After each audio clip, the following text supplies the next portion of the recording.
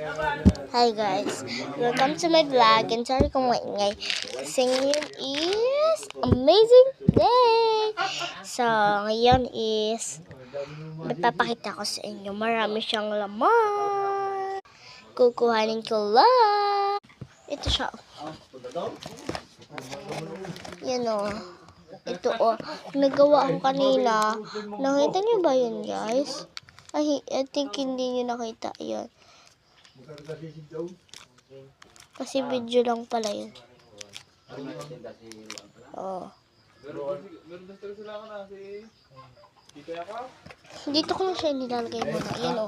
Marami pa siya guys. Meron pa akong isang in order. Mag-comment kayo kung magpapagawa kayo ng anime and kung magpapagawa kayo ng slime. Ito po ay fake order. It's okay. So, wait lang. Mag-comment na rin kayo kung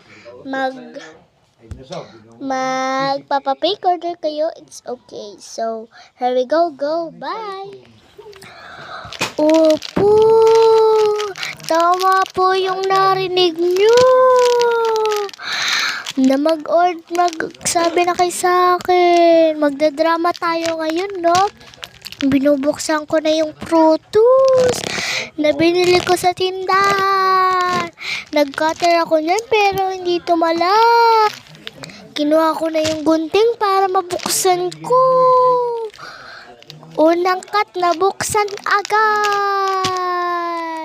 Ngumiti pa ako, tapos binalik ko na yung gunting. Pinakita ko sa inyo. Nag-emoji-mods ako. Ginunting ko na rin yung para makain natin. Yan, pinakita ko na sa inyo yung laman. May dumaan sa likod ko. Kumamot ako sa ulo kasi makati. Siyempre, yan o. Yan, susubo na ako. Yung hintong ito ay tungkol sa pagbablog ko. Nag-vlog ako noong isang araw. May tumingin sa likod ko. Walang tao nandito kundi ako lang. Ako ay mag-isa lang at gabi na.